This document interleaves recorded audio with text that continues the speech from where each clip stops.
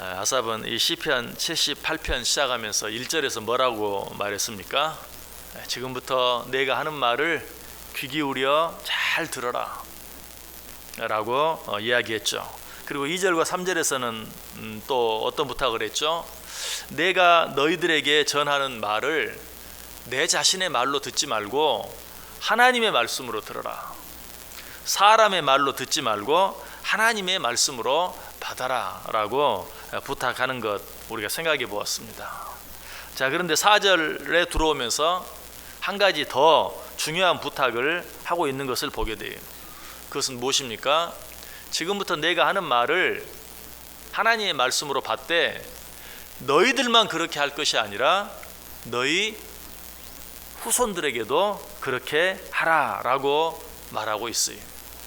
이 말씀은 지금 짧은 본문이지만 이 속에서 거의 매 절마다 이야기하고 있죠. 4절 끝부분에 보면 후대에 전하리로다.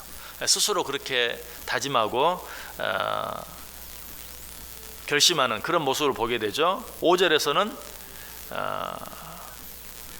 여호와께서 증거를 야곱에게 세우시며 법도를 이스라엘에게 정하시고 우리 조상들에게 명령하사 그들의 자손에게 알리라 하셨다.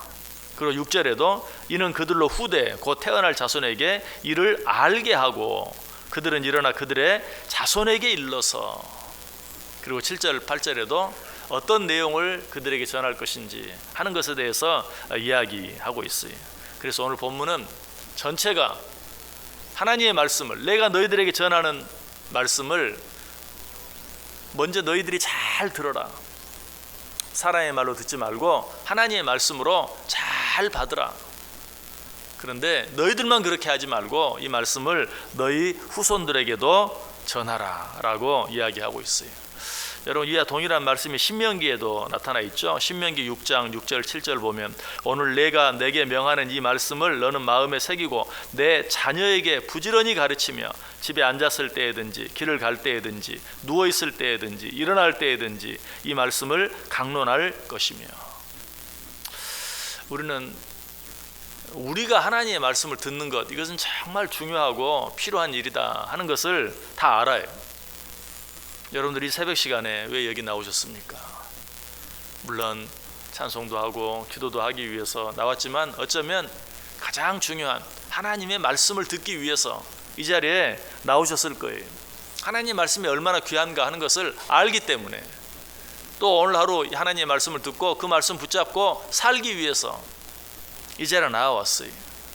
이렇게 우리 자신이 하나님의 말씀을 읽고 듣고 배우는 일은 귀하고 중요한 줄 알고 또 열심히 하면서도 우리 자녀들이 그렇게 하는 일에 대해서는 소홀히 하는, 나는 그렇게 열심히 하면서도 우리 자녀들이 그렇게 하게 하는 일에 대해서는 소홀히 하는 그런 일들이 참 많아요. 뭐 내가 하려고 하는데도 잘 되지 않아서 안타까워하는 그런 부분이라도 있으면 좋은데 그렇지도 않아요. 나는 그렇게 하면서도 자녀들에 대해서는 무관심한 그런 부모들이 많은 것을 보아요. 현대 부모들 가운데 특별히 그런 부모들이 많이 있어요. 또 어떤 부모들은 하려고 해도 잘 안 돼요, 또 가르쳐도 소용이 없어요 라고 말하는 경우가 참 많아요. 그런데 사실 어른들은 열심히 잘 배우고 듣는 것 같으면서도 잘 듣지 않는 경우가 참 많아요. 그러나 어린 자녀들은 안 그렇습니다. 안 듣는 것 같으면서도, 안 배우는 것 같으면서도 한 귀로 듣고 한 귀로 흘러버리는 것 같은데도 오히려 더 잘 듣고 잘 알아듣고 잘 기억하는 그런 경우가 참 많아요. 그러므로 아이들의 반응이 어떠하든지 태도가 어떠하든지 기회 있을 때마다 하나님의 말씀을 들려주고 또 읽게 하고 배우게 하는 그런 노력들이 부모에게 필요해요.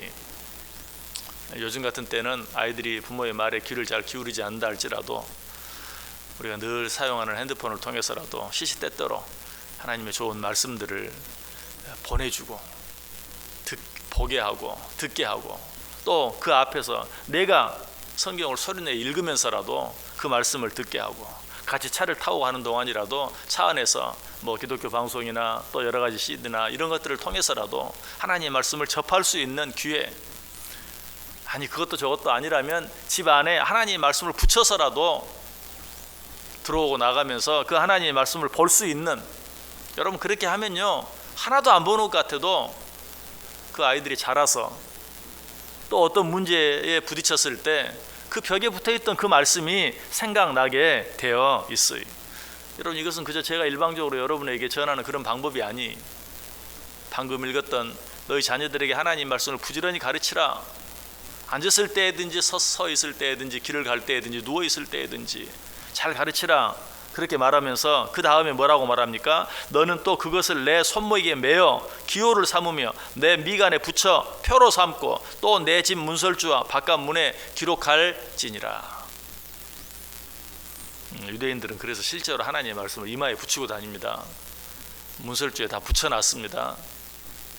그런데 옛날에도 그랬는지 아니면 요즘 유대인들만 그러는지 그냥 이렇게 두루마리로 된 그 말씀을 이렇게 이마에 붙이고 다니고 그 문설주에 붙여놔서 그거는 별로 의미가 없어요.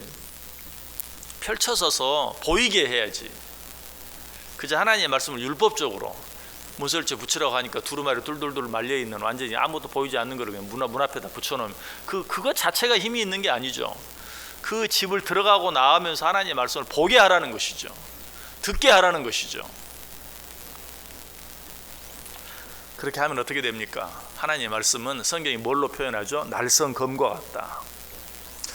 여러분, 우리 특별히 주부들 칼을 가지고 늘 집에서 요리를 하다 보면 어때요? 평생을 칼을 가지고 요리를 했지만 어느 날 갑자기 손을 베는 경우가 있어요.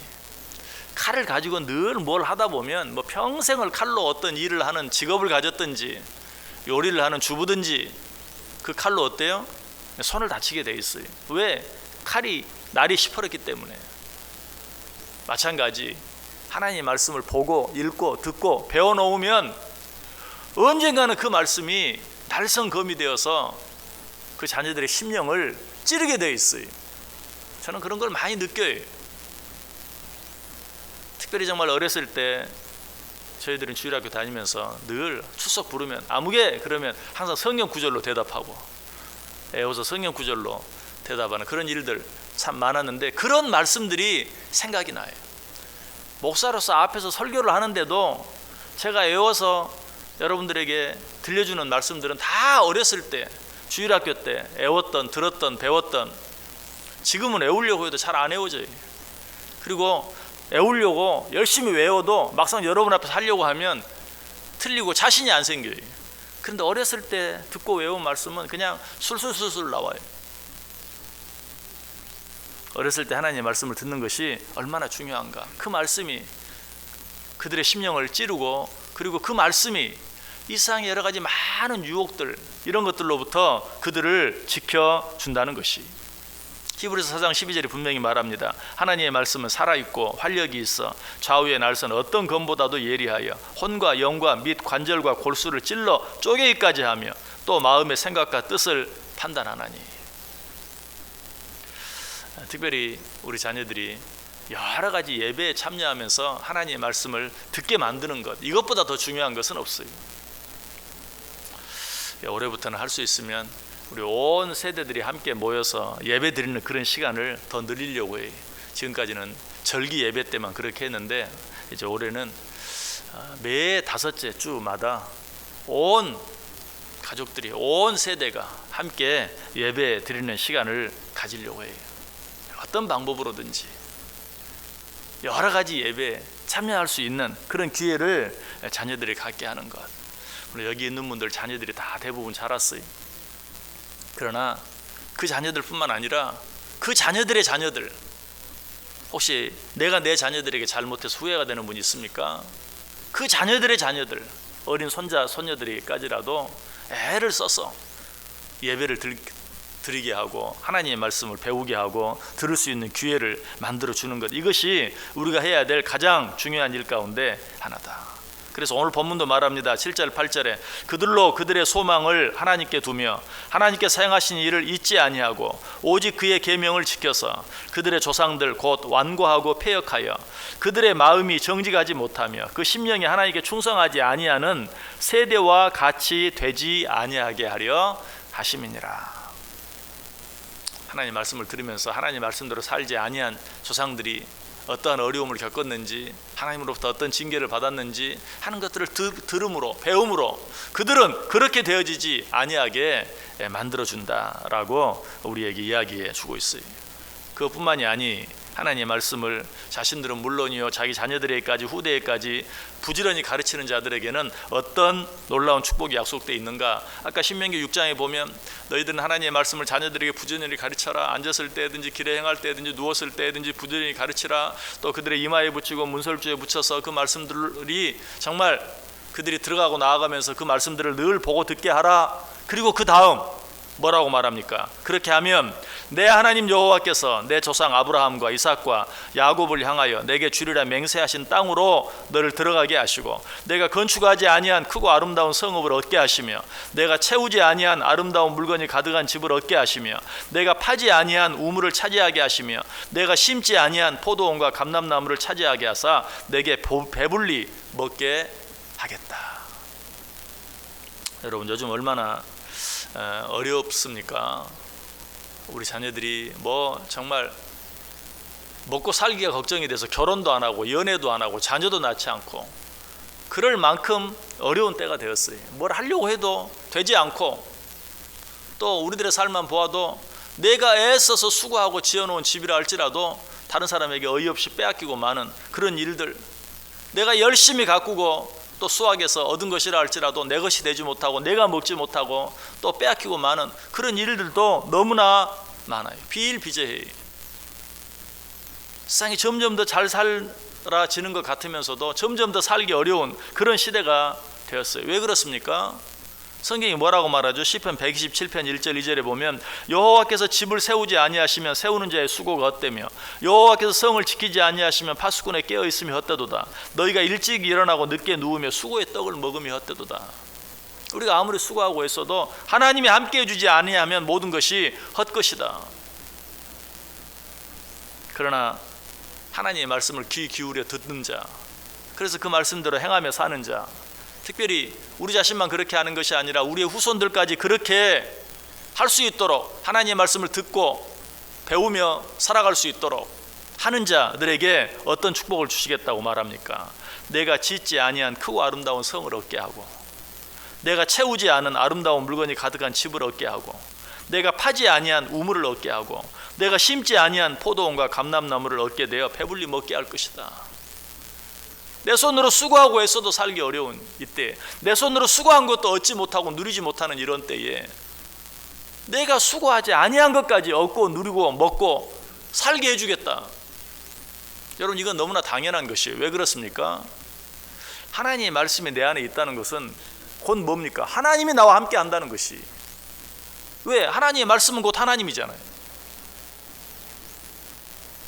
그러므로 하나님이 함께하지 아니하면 내가 수고하고 애써도 모두 헛것이지만 하나님이 나와 함께 하시기만 하면 수고하지 아니한 것까지도 얻게 해주시겠다는 것이 너무나 당연한 것이. 여러분 어떻게 살기를 원하십니까? 먼저 내가 이 하나님의 말씀과 함께 해야 돼요. 늘 내게 하나님의 말씀이 있게 해야 돼요. 모든 주어지는 말씀을 하나님의 말씀으로 받고 순종할 수 있어야 돼요.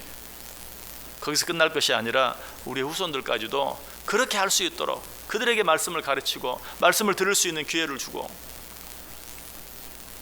그렇게 함으로 하나님이 나와 함께하고 내 자녀 손들까지 함께하고, 그로 말미암아 내가 수고하고 애써도 살기 어려운 때에 정말 하나님께서 수고하지 아니한 것까지도 얻게 해주시는 그 은혜 축복들을 받아 누리며 사실 수 있기를 주님의 이름으로 간절히 축원합니다.